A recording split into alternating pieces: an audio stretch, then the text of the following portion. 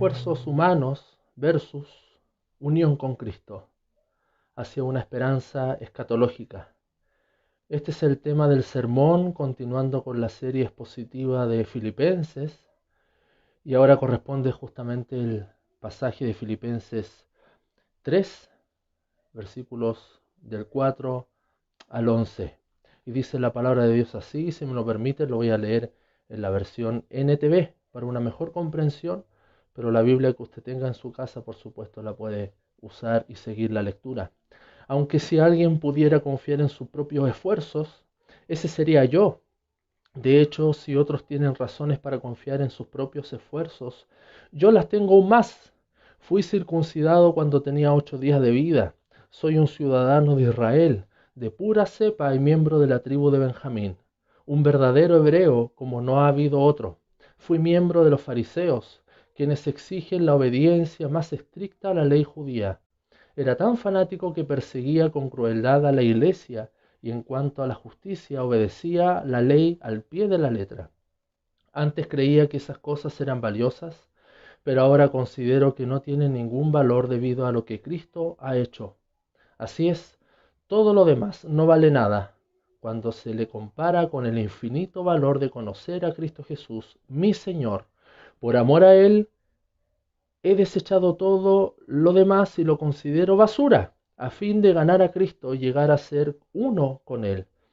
Yo no me apoyo en mi propia justicia por medio de obedecer la ley, más bien llego a ser justo por medio de la fe en Cristo, pues la forma en que Dios nos hace justos delante de Él se basa en la fe. Quiero conocer a Cristo y experimentar el gran poder que lo levantó de los muertos. Quiero sufrir con Él y participar de su muerte para poder experimentar de una u otra manera la resurrección de los muertos. Oremos. Bendito Dios y Padre nuestro, ayúdanos a entender lo que este pasaje nos quiere decir. Los esfuerzos humanos versus la unión con Cristo tu Hijo y cómo eso nos lleva a una esperanza escatológica, a un futuro mejor, a un futuro glorioso contigo para siempre. Abre nuestros corazones, bendito Dios, y quienes estén escuchando puedan ser tocados con tu palabra para la gloria de Dios Padre, del Hijo y del Espíritu Santo. Amén. Esfuerzos humanos versus unión con Cristo hacia una esperanza escatológica. El pasaje que acabamos de leer es Filipenses 3, 4 al 11. Filipenses es parte de las epístolas carcelarias, lo hemos dicho, y Pablo desde la cárcel escribe esta carta. Él estaba preso en Roma entre los años 60 y 62 después de Cristo, y probablemente queda muy claro que los destinatarios son creyentes, que conforman las respectivas iglesias, tanto colosenses, los efesios y ahora también filipenses.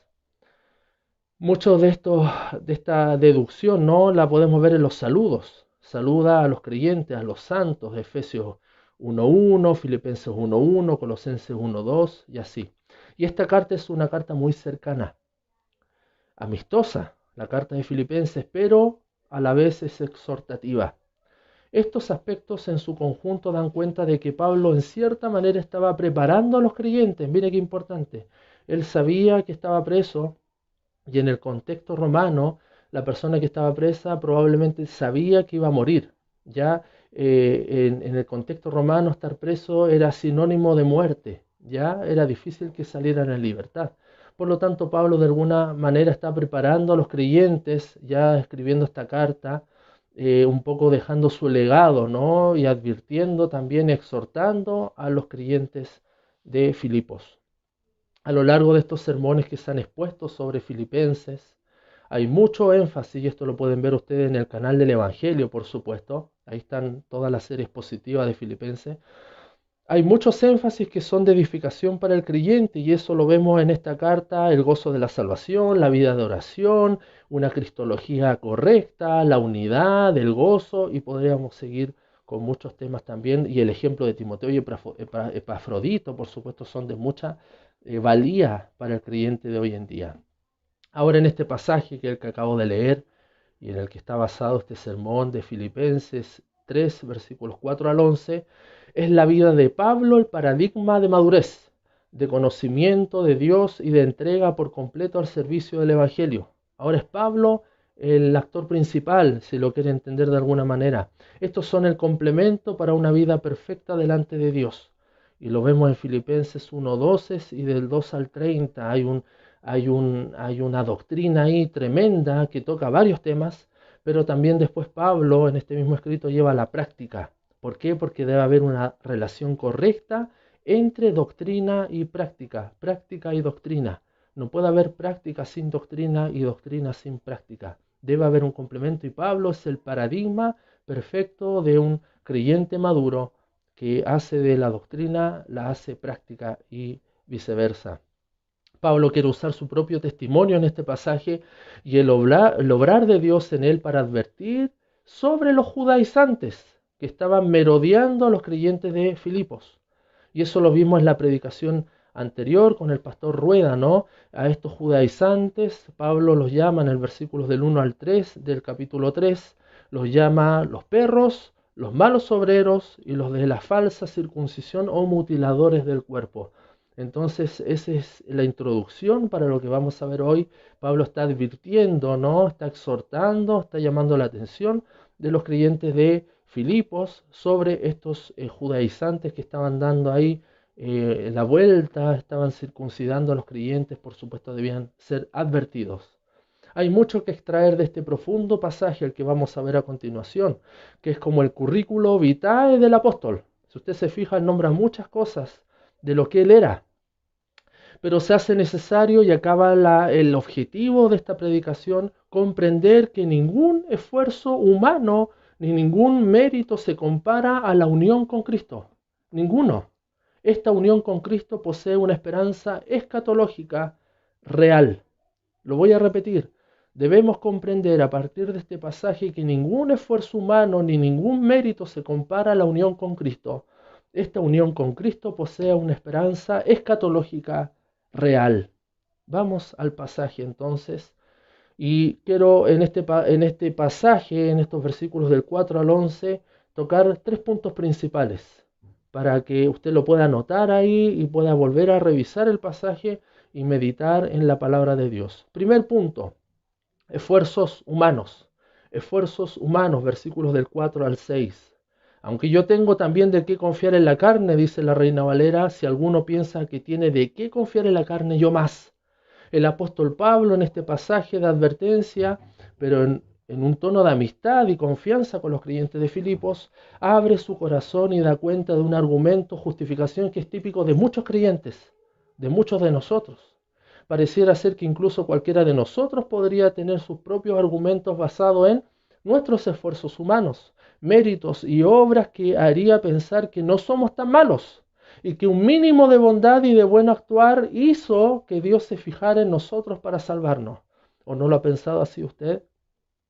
Después de todo, en general los creyentes de Filipos tenían un buen testimonio. Eso es indudable. Y daban fruto de una vida cristiana madura. Y a pesar de ciertos detalles, que no eran graves, por supuesto, que algunos han dicho esa desunión entre Bodia y Sinte, que en el capítulo 4 probablemente era el tema por el cual Pablo escribe Filipenses, pero probablemente no es así. No puede haber basado una carta completa en un tema que no era tan incipiente. No había una desunión tal como muchos lo han querido manifestar, pero habían ciertos detalles, ¿no? Detalles de unidad, de diferencias internas, pero todavía eran incipientes, no eran tan graves como en otras iglesias.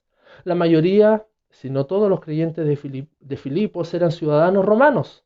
Era una colonia romana donde muchos mercenarios romanos habían ido a vivir ahí, formar sus familias, tener tierras que le daba el imperio y por lo tanto gozaban de ciertos privilegios, aunque también es probable que hubiera mucha pobreza entre los fieles creyentes. Y segunda de Corintios 8, 1 al 5 dan cuenta de esa pobreza de los creyentes de Filipos y que hacían también de que ellos pudieran, a pesar de esa pobreza, dar al ministerio de Pablo, ofrendar. Todo lo anterior hace que Pablo, como una especie de advertencia final ante la posibilidad, como estaba preso, ante la posibilidad de una muerte inminente, deje plasmado en estas líneas sus propios esfuerzos humanos, porque eso es lo que hace Pablo. Él habla de sí mismo. Él da cuenta de méritos y obras de lo que él hizo, de lo que él era y de lo que podía hacer y confiar mucho en sí mismo. Ya, por eso él habla de confiar en la carne, esa es una expresión para dar cuenta de lo que él podía hacer como persona, de sí mismo. Sus méritos y su currículo son de bastante peso, yo creo que ninguno duda de eso, y es indiscutible. Primero, vamos a los versículos que siguen ahí. Circuncidado al octavo día, dice Pablo. Génesis 17 nos da cuenta sin duda del valor de la circuncisión como el símbolo, el sello del pacto de Dios con Abraham y el pueblo, ¿no? Al octavo día debían circuncidarse. Ya el tiempo es corto, pero lo vamos a leer igual, algunos versículos, pero yo le doy la cita para que usted lo pueda hacer en su casa. Génesis 17. Este es mi pacto, 17:10, este es mi pacto que guardéis entre mí y vosotros, y tu descendencia después de ti será circuncidado. Todo varón de entre vosotros circuncidaréis pues la carne de vuestro prepucio, y será por señal del pacto entre mí y vosotros. Y de edad de 8 días será circuncidado todo varón entre vosotros, y continúa el pasaje. Así que Pablo cumple con este requisito. Dice que es del linaje de Israel, por supuesto, porque nació y cumplió con este pacto, ¿no? Aun cuando él nació en Tarso, que es la actual Turquía, Asia Menor, pero su familia toda era israelita. Y acá vamos a entender lo siguiente, de la tribu de Benjamín. A pesar de que él no vivía en Israel mismo, vivía en una colonia judía, probablemente en Tarso, pero era de la tribu de Benjamín. Y es interesante porque su nombre Saulo es del hebreo Shaul, que es Saúl, se refiere al rey Saúl, el primer rey de Israel, del Israel unificado. Y vamos a 1 de Samuel, capítulo 9, 21, que da cuenta de por qué Pablo se refiere de que él era de la tribu de Benjamín.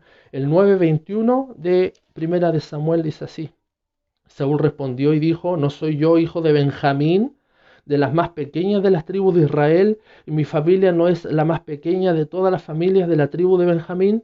¿Por qué pues me has dicho cosas semejantes? No hay cuando ya Samuel lo va a ungir como rey y Saúl se reconoce como alguien pequeño, como alguien insignificante para ostentar este reino. Pero acá Pablo, y por eso su nombre Saulo, ¿no? Shaul, de Saúl, es porque era de la tribu de Benjamín, una de las 12 tribus de Israel. Hebreo de hebreos, por supuesto que era hebreo de hebreos. Y en cuanto a la ley fariseo, Hechos 22:3, busquen rápidamente ahí, Hechos 22:3, nos da cuenta también de este currículo, ¿no? de Pablo. Dice: yo de cierto soy judío, nacido en Tarso de Cilicia, pero criado en esta ciudad, instruido a los pies de Gamaliel. Ahí donde da cuenta de que él probablemente cuando niño vivió en Israel y fue instruido a los pies de Gamaliel, uno de los más eminentes maestros, ¿no? Judaicos. Estrictamente conforme a la ley de nuestros padres, celoso de Dios como hoy lo sois todos vosotros. ¿Hay alguna duda de lo que Pablo era? En cuanto a celo, continúa el pasaje, perseguidor de la iglesia, y eso lo vemos en Hechos 8, un pasaje que usted lo puede leer detenidamente en su casa. En cuanto a la justicia, que es en la ley, irreprensible. ¿Qué dice Mateo 5? Mateo 5, aquí Jesús está hablando en el Sermón del Monte. Mateo 5:20 dice así: porque os digo que si vuestra justicia no fuere mayor que la de los escribas y fariseos, no entraréis en el reino de los cielos. O sea, acá Jesús está subiendo el estándar, los requerimientos de la persona que es salva, ¿no? Para tener una justicia mayor que la de ellos. Acá y por supuesto está mostrando que es imposible tener una justicia mayor que la de los fariseos, que la externa, por supuesto. Pero con Cristo, ¿no? En la salvación en Cristo podíamos obtener ese estándar. Entonces acá Pablo dice en cuanto a la justicia que es en la ley, era irreprensible. ¿Cabe alguna duda de este currículo, de este esfuerzo humano de Pablo? Segundo punto, lo vemos en los versículos 7 al 9. Unión con Cristo. Unión con Cristo. Pero, y acá encontramos un pero. Siempre cuando usted en el texto bíblico encuentre un pero, es una conjunción adversativa, es importante prestar mucha atención, ráyelo, subráyelo, porque eso da cuenta de que hay un quiebre con el argumento anterior, hay un quiebre, hay un contraste, hay hay algo que puede anular incluso todo lo que se viene diciendo. Y acá dice, pero, a pesar de que ya dejó plasmado su currículo Pablo y en lo que podía confiar en sí mismo, que no es menor, no cabe ninguna duda, sin embargo para Pablo todo lo anterior no vale nada. Aunque si Dios soberanamente lo usa, sí lo usa para cumplir sus propósitos en Pablo y a través de él para el avance del Evangelio. No cabe duda que Dios usa todo este conocimiento para llevar a cabo el avance del Evangelio. El gran tema, uno de los grandes temas de Pablo en todas las cartas es que el Evangelio corra, avance, y este quede plasmado también en los propios creyentes, esa firmeza en el Evangelio, en la gracia, en la verdad, para que ellos también puedan hablar y predicar a otros. Observe cómo Pablo cataloga sus esfuerzos humanos. Mire todo lo que él dice, mire ahora cómo lo cataloga. Por eso hay un quiebre, hay un contraste, hay una diferencia. ¿Cuántas cosas serán para mí ganancia? Las he estimado como pérdida por amor de Cristo. Y ciertamente aún estimo todas las cosas como pérdida por la excelencia del conocimiento de Cristo Jesús mi Señor, y por amor del cual lo he perdido todo. Vamos al primer punto, la excelencia del conocimiento de Cristo Jesús, mi Señor. El amor en el creyente no es una simple emoción, estimado hermano. El amor debe ir acompañado siempre del conocimiento de la verdad. Yo no puedo amar cualquier cosa. Y hoy en día se habla mucho del amor, que al creyente le falta amor. Sí, es verdad. Pero ese amor debe ir acompañado de conocimiento de verdad. Yo no puedo amar cualquier cosa. Y la iglesia es llamada a amar, incluso a los pecadores, ¿no? Que se mofan, muestran una rebeldía absoluta contra Dios, pero no puedo amar cualquier cosa, hay que tener un cuidado con lo que estamos amando. No es amor sin conocimiento de la verdad, debe ir acompañado. Y segunda de Juan, la carta que escribe Juan, esta segunda carta de Juan, léala y ahí se va a dar cuenta, de hecho vamos a leer un versículo, de cómo Juan enfatiza este amor en la verdad. Dice así la palabra de Dios, segunda de Juan. Dice el versículo 1, el anciano, la señora elegida, sus hijos, a quien yo amo en la verdad. Yo amo en la verdad, y no solo yo, sino también todos los que han conocido la verdad. Y por lo menos 5 veces se refiere a este aspecto Juan, al decir que debemos amar en la verdad. Por lo tanto, hermanos, amemos en la verdad. ¿Ok? Pablo amaba su currículo, amaba sus esfuerzos humanos, y es probable que muchos de nosotros también tienen esta misma actitud pecaminosa, es probable, de amar nuestro currículo y nuestros esfuerzos humanos, de lo que hemos estudiado, nuestra preparación, lo que somos. Pero Pablo dice que todo el estado de lo que él es y en lo que confiaba eran para él ganancia. Él no duda de eso. Pero ahora, en este nuevo nacimiento y en el alto llamado de Dios que le hizo a Pablo, absolutamente todo esfuerzo humano, todo su currículo queda anulado y es considerado como pérdida por amor de Cristo. ¿Y qué dice 1 Juan 4:19? Nosotros le amamos a Él, amamos a Dios porque Él nos amó primero. El amor viene de parte de Dios, no es un amor que nace innato. Creemos que Dios, al escogernos, Él nos dio todo, proveyó de todo, la fe, el arrepentimiento y el amor hacia Él. Él puso nuevos afectos en nuestro corazón, cambió nuestra naturaleza y por eso amamos, y por eso dice el amor de Cristo. Hay un amor que viene de Él, pero es para amarlo a Él. El amor de Cristo ya es más que suficiente para dejarlo todo, ¿no cree usted? Sin embargo, no es puro amor, sino que lo que se pierde se cambia por el conocimiento de Jesucristo. ¿Se da cuenta? Que no es puro amor a Cristo, un amor de emociones, ¿no? Que me puede entregar quizás un lindo programa en la iglesia, una linda exhortación o un himno, un canto, un coro. No es eso lo que genera ese amor, sino que es un amor que va acompañado de conocimiento. Lo debo cambiar, lo pierdo todo mi currículo lo pierdo por el conocimiento de Jesucristo, quien es Señor. Y cantamos un coro, ¿no? Que canta la IVA y dice glorioso intercambio. ¿Qué glorioso intercambio? Por supuesto. Perderlo todo lo que soy, mi currículo, por el conocimiento, por el amor de Cristo. ¿Cuántas implicancias tenía esta sola frase para los creyentes de Filipos? En donde al ser una colonia romana que gozaban de tantos privilegios y en donde el emperador era el Señor y exigía ser adorado como Dios, ahora los filipos deben entender que Jesucristo es el Señor. y esto era pena de muerte. Decir que Jesucristo es el Curios, es decir, ya no el César es el Curios, es Jesucristo el Curios, el Señor. Pero no es solo amor, y el decir Señor lo deja al creyente en un buen pie, sino que el afán y el propósito está en conocer a Jesucristo el Señor. No es solo amor, sino va más allá, es conocer a Jesucristo, tener una relación con Él. Jeremías 9:24 dice así. 9:24 dice así. Mas alábese en esto el que se hubiera de alabar, en entenderme y conocerme, que yo soy Jehová, que hago misericordia, juicio y justicia en la tierra, porque estas cosas quiero, dice Jehová. ¿Qué quiere Jehová? Que le conozcamos. Eso es lo que pide él. Juan 17:3. Me gusta buscar el pasaje en vivo y en directo para que usted también se tome el tiempo de buscar el pasaje. Abra su Biblia, la maneje. Juan 17:3. Y esta es la vida eterna, que te conozcan a ti, el único Dios verdadero. ¿Qué es la vida eterna?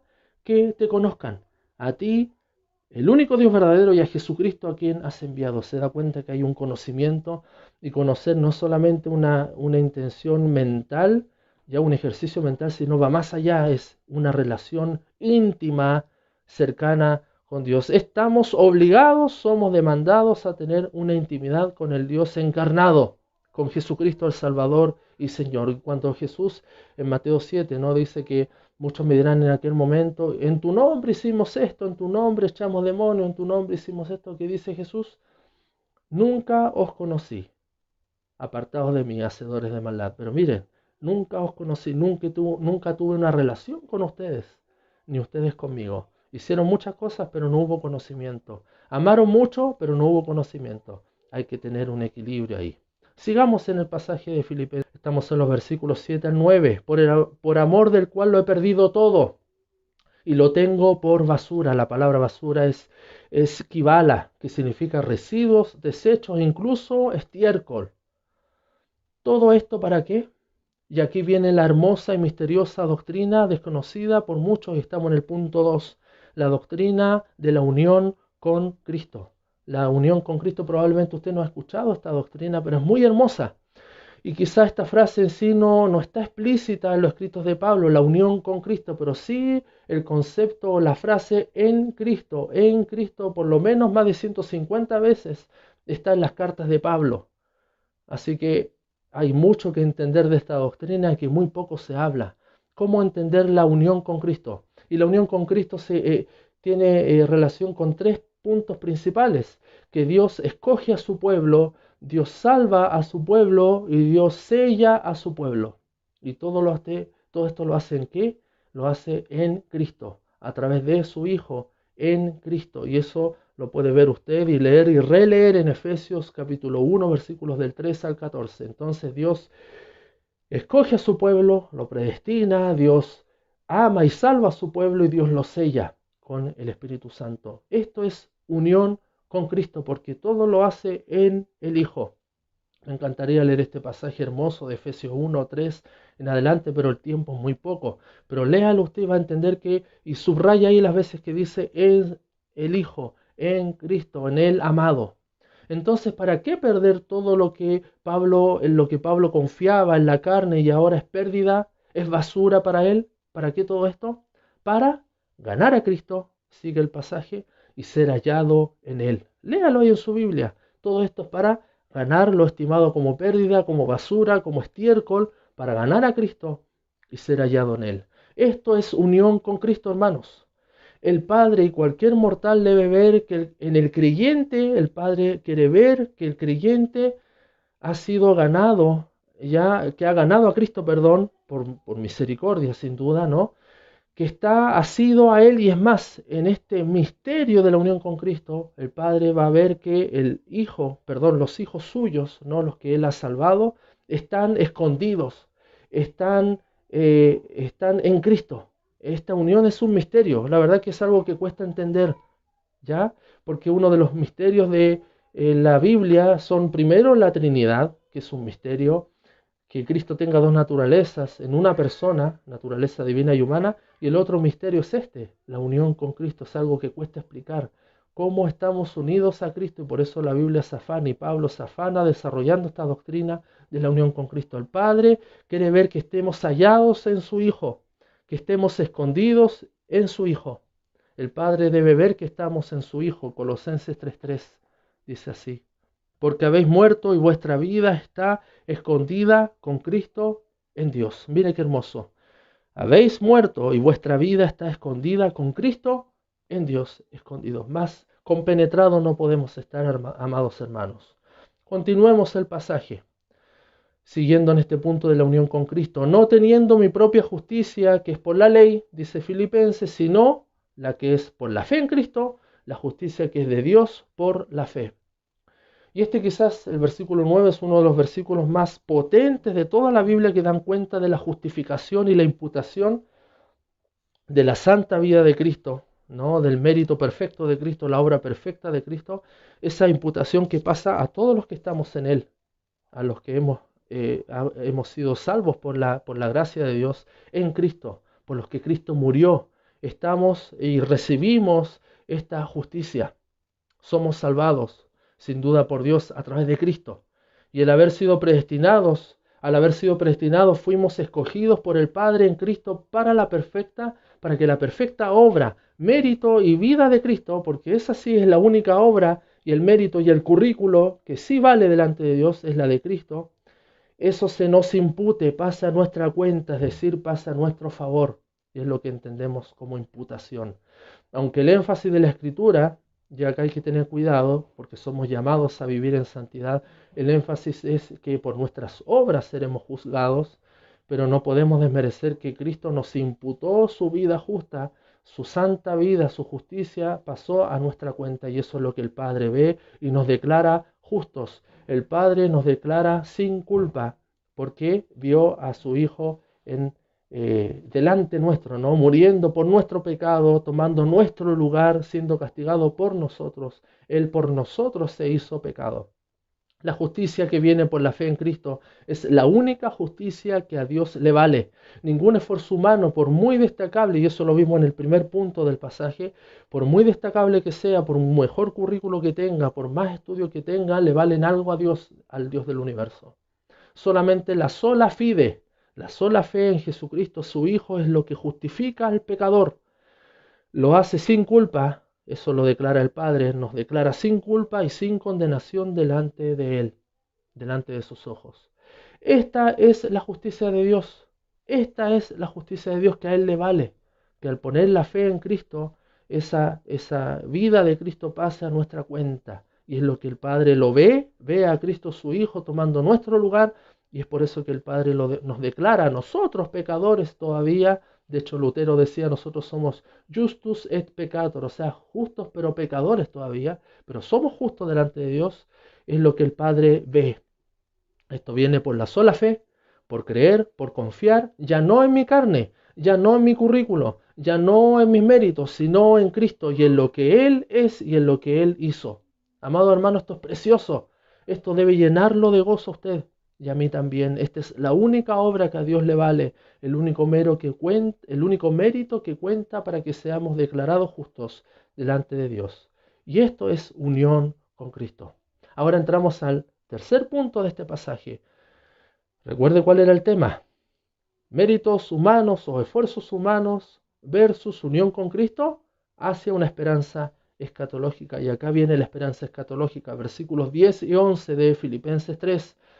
Esperanza escatológica, esta unión con Cristo no queda en algo temporal, solo terrenal, y cuando morimos ahí se acabó todo. No, esto conlleva un regalo superior, que es, por si fuera poco, ¿no? Por si fuera poco, es la esperanza escatológica.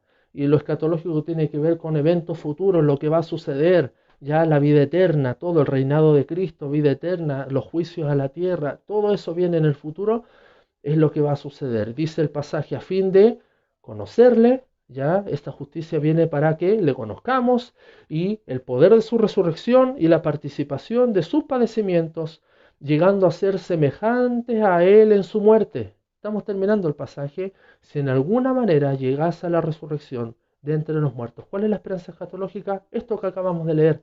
Conocerle para conocer el poder de su resurrección, ser semejante, sufrir con Cristo y, si en alguna manera, llegar a la resurrección. Y no solo ella, sino, está hablando de la creación, sino que también nosotros mismos, que tenemos las primicias del Espíritu, nosotros también gemimos dentro de nosotros mismos esperando la adopción, la redención de nuestro cuerpo glorificado. Y el mismo Romanos 8:28 dice, ¿no? 28-29. El 29 sobre todo porque los que antes conoció también los predestinó. La unión con Cristo, ¿no? Para que fuesen hechos conforme a la imagen de su Hijo, unión con Cristo, para que Él sea el primogénito de entre muchos hermanos.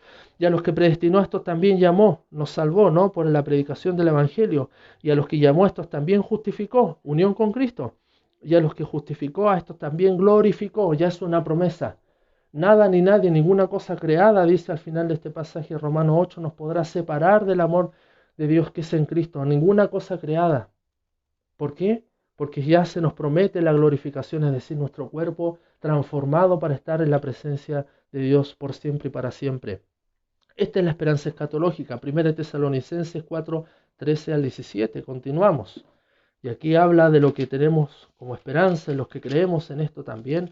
Dice 1 Tesalonicenses 4, 13 en adelante. Tampoco queremos, hermanos, que ignoréis acerca de los que duermen, para que no os entristezcáis como los otros que no tienen esperanza. ¿Y cuál es nuestra esperanza? Una esperanza escatológica.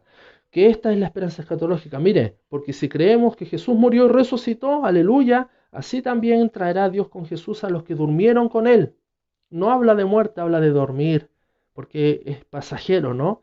Por lo cual os decimos esto en palabra del Señor, que nosotros que vivimos, que habremos quedado hasta la venida del Señor, no precederemos a los que durmieron, porque el Señor mismo con voz de mando, con voz de arcángel y con trompeta de Dios descenderá del cielo. Y los muertos en Cristo, mire lo que el paralelo entre lo que dice Tesalonicenses y lo que acabamos de leer en Filipenses. Y los muertos en Cristo resucitarán. ¿Qué dice Pablo? Si de alguna manera llegase a conocer el poder de la resurrección, llegase a la resurrección de los muertos, pero acá hay una promesa. Los muertos en Cristo resucitarán primero. Luego nosotros, los que vivimos, los que hayamos quedado, seremos arrebatados juntamente con ellos en las nubes para recibir al Señor en el aire, y así estaremos siempre con el Señor. Hermanos, ¿se da cuenta? Ningún mérito humano, sino la unión con Cristo, nos lleva a una esperanza escatológica.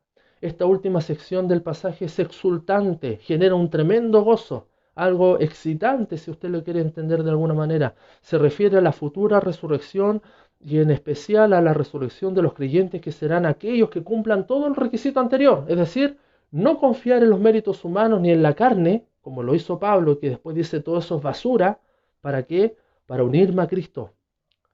Y en esa unión con Cristo que dura toda la vida creyente, tener esa esperanza permanente, esa esperanza escatológica de la resurrección de los creyentes, que serán aquellos que cumplan todo el requisito anterior.